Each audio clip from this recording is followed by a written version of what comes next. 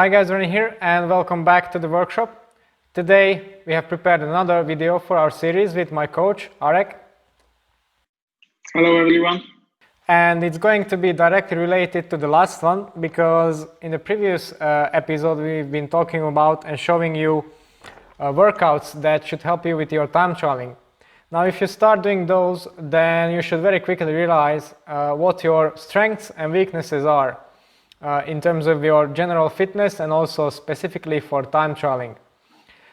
So Arek, my question would be, how do you actually measure or quantify and decide what you need to work on the most and how to improve your strengths even further and probably balance the whole power profile as much as you can? Yeah, so that to become very good and very efficient time trialist, I think we have to aim for achieving as highest FTP as possible, as high as 60 minutes as possible, and also another parameters, maybe without sprint. It is also sometimes important, especially going out of the corner, but the most important is to have your strengths balanced with your weaknesses, so that we want to get your weaknesses as high as possible without compromising with your strengths. So, for example, I see many athletes who has quite good FTP and 5-minute effort. So on Power Profile in Training Peaks, you see it here.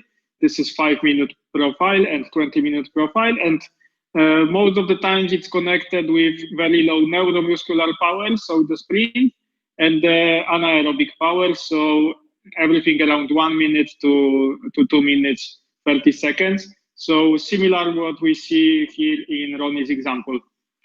So that what we want to achieve is to build up that anaerobic power and build up also FTP, so that he would be faster on time trial and also more effective. Because, for example, when he had his best 20 minutes around 5.5 watts per kilo, so he could beat it not like 20%, but around 5 to 10%, which is also very, very good and very high. But in the same way, if his 1 minute was around 8 watts per kilo, which is not very much for such a class and category of rider, he could beat 1 minute for, let's say, 20%, let's say.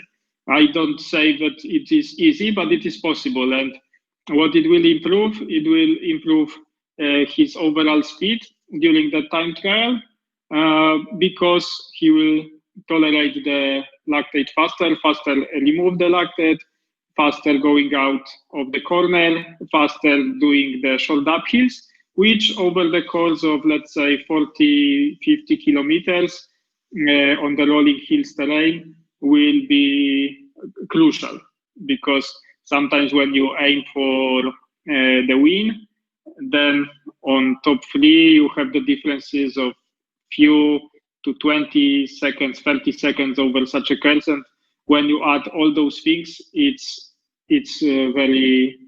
plays a big role.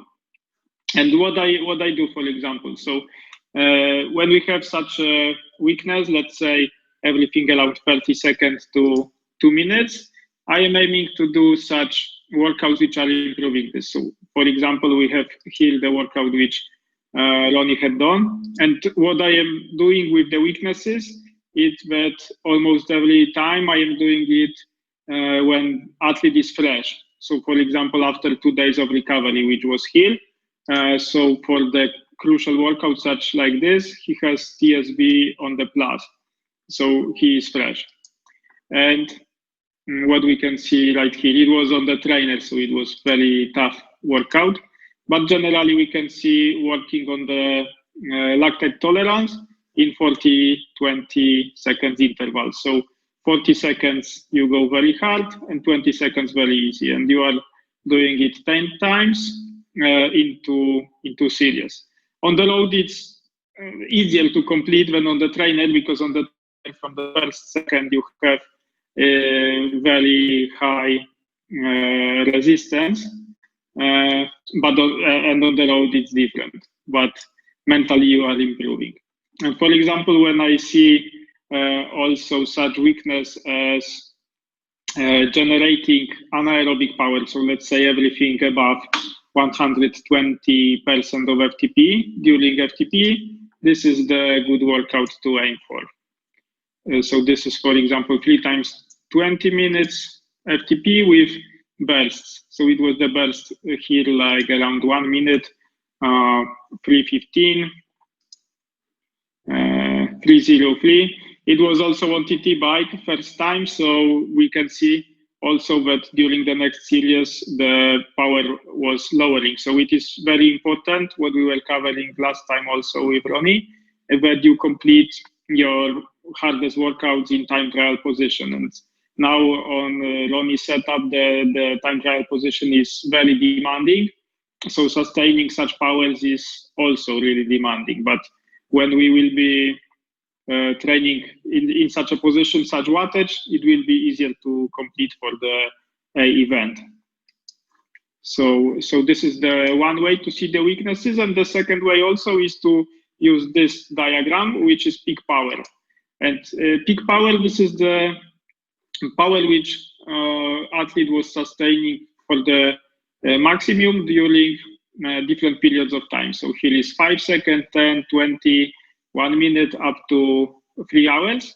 And when we see such great deepness of the curve, it means that here is the field to improve. So for example, for 12 seconds for such athlete is quite high. The power for 5 seconds and 12 seconds, it's not going down very fast. But here, for example, for 12 seconds to 20, 30, and 1 minute it's getting much lower.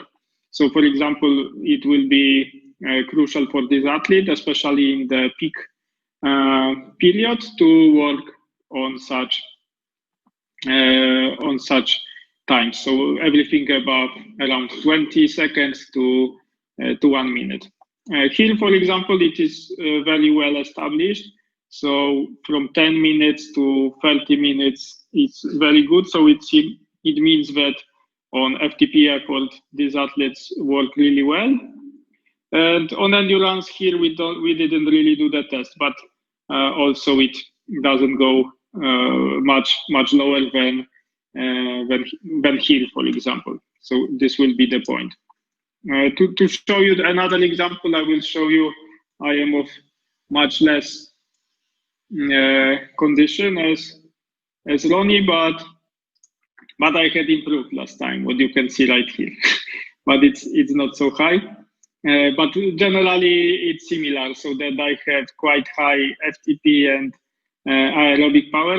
I think those was not good working of the trainer. So it was 360, so probably I am 340, something like this. But generally the tendency is going up. And what I wanted to achieve also was improve my 1 minute and 30-second power. So I had achieved it doing such workouts which I showed you, and we can see it here.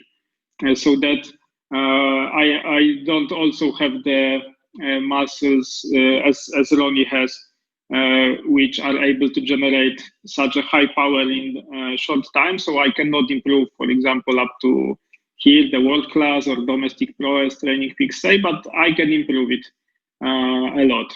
So that when I was starting, for example, here it was last year, February, I had maximums over 1 minute, very low, like around 450, 470, and I was improving it with the workouts, and I had gained almost 600 during the winter. So in generation, in January. So this is it, and for example here, this is another power curve. This is mine, and we can see here also that I have very big drop from 30 seconds to 2 minutes. So this is also my weakest point, and this is what I would train in such an athlete who has such a profile. So everything between 30 seconds to 2 minutes. And always remember that all we want to achieve in time trial with working on weaknesses and strength is to generate higher speed. So don't forget during such workouts to also work on your setup, on your position, and on your average speed, because this is the crucial part. I was talking a lot, so please, Ronnie, I am giving the voice to you. Maybe tell us also about your strengths and weaknesses and how you work on them and how you feel they are improving, if you feel it. Well, to sum it up a little bit, many people think that really it's just about the FTP, but as we have discussed now, in order to go as fast as possible, you can't really have very weak areas. Okay, there are always going to be some disproportions in your power profile, but still you need to have it as best as you can have, basically. And I've known for a long time that these short efforts are not my thing. There was one season where I did many road races, but really like around 20 even, and also cyclocross in the winter. And I think that's really the season that you pointed out, where I had the biggest 5-minute power, I think. Mm-hmm. And that really helped with the FTP part as well, and I had some good results. So it really just shows that you can't focus on one singular thing. And also the training is more interesting, more enjoyable, because you are working on different parts every time. So you are not only doing FTP, and aerobic, but you also work on shorter durations, which is enjoyable, I think. Yeah, for sure. It's not repetitive. It doesn't get monotonous. And we also touched on the subject of the position, because when I compare my power numbers when I started time trialing, if you look at it just without context, then you see that over these last 3-4 years, the FTP or the long duration power hasn't really increased, but my speed has increased a lot. And that's exactly down to the position, because it doesn't matter if you generate 30-40 watts more if your position is 60 watts slower. So that's I think also many people should consider. And because, for example, now I'm still doing around 300 watts, but I'm going 48 almost kilometers per hour instead of 45 that I did a couple of years ago. So it's not just about the absolute numbers, but also in relation to that, in relation to how aerodynamic you can be, because it's always going to be much harder to produce that kind of power on a really tough position than on a road bike, for example, or even on a climb. So even if people compare these directly, these efforts, it's not really comparable. So I think that should be also pointed out. And doing these harder efforts definitely helps with sustaining those higher powers in the extreme position. So I think that's what I'm experiencing also, right now. Yeah, and also riding a lot in TT position. Like I will show your last training when you had spent 4 hours on TT position, and it was shown previously. But generally, you can see how was the wattage corresponded to average speed. So Ronnie had done 170 kilometers with 41.5 kilometers per hour. With heart rate 155 because it was also the exercises, and the normalized power was 233. So it is not a lot. It would be average 3.6 watts per kilo and around 3.8 watts per kilo normalized power, and you are going with such a high speed.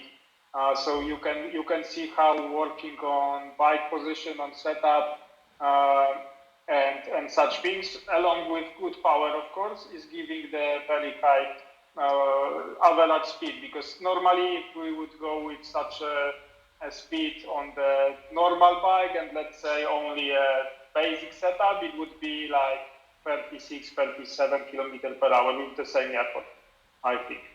Yes, the biggest difference that I was really focusing on is my head position, because it doesn't, you can have the bike set up in the completely same way. You can't, or you don't have to change a single bolt, but you can do a huge difference just by how you position yourself and how you hold your head and your back. So that's also adding a bit of a difficulty. Also, some people with this particular workout pointed out that the speed is high because it's super flat. Yes, but I chose the terrain that is as flat as possible, because on the flat you have to hold the position if you want to go far. On the climb you can relax, you can sit up and just do a bit more power, it's easier. But yeah, on the flat you really have nowhere to go. Yeah. You can see it here, the position. Yeah, it's not what most riders ride like every day. So this is also part of the reason why we are able to go that little bit faster. But it's something that you need to train a lot. It's what took me basically years, 4 years since I started time trialing to get into something like this. So yeah. And sometimes when you know, sometimes you are thinking about what to put your budget on, because everyone has the limited budget, let's say. Maybe few of us have unlimited one, but most of us has limited budget. So I would rather go for improving your bike position with the like aero coach or wind tunnel or anything like this than putting few more €1,000 into the bike. Of course, it is also important, but doing such a position or maybe not like this from the very beginning, but even improving your position 10% will give you higher speed than investing, let's say, to new time trial bike. Yeah, that's sure. I can give you a good example about this. When we have tested the new Super Deep 100mm front wheel that you can see on the picture, at 45 kilometers per hour, it's 2.5 watts compared to a more regular size rim. But the changes we have made, just small changes to the position, that was 15 watts.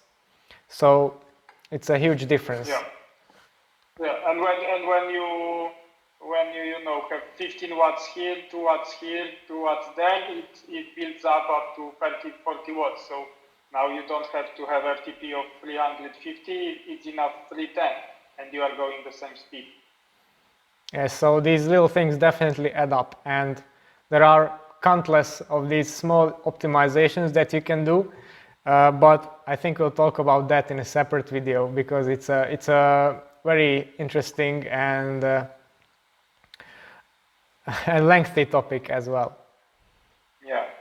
So I would sum it up also due to the training part, but still remember that the things which you are not enjoying on the training are the things which will improve you the most. So for example, when you don't like to do FTP on flat or accelerations or 30-second maximal effort, and it's taking you hard time it's giving you hard time mentally, then when you will focus on this and you will improve, it will give you the biggest advantages. Because for example, when you like to do, like, let's say 10-minute FTP on hills, and you do it every time because you are enjoying it, and you like to do also like 5 hours long rides, which is good and you can enjoy it. But if you are looking for improving your average speed on time trial bike, it's important to train your weaknesses, and it will also boost your mental side, because when you force yourself to do it and you see improvements in your weaknesses, you will also build up your mental strength, which is also important during time trial. Yeah, it definitely feels very rewarding after you complete such workouts. So it gives you a good boost for sure, mentally and physically, of course. Yeah.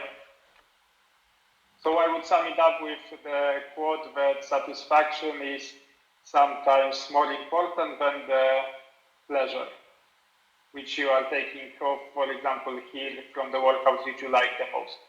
Of course, it's good to train them, but also remember to address your weaknesses. So it would be something to remember from our today blog. Yeah, so I think we have put some good information out there, Arek, so thank you a lot for your time. And thank you very much. We'll see each other in the next one. Thank you and goodbye. Thank you, bye.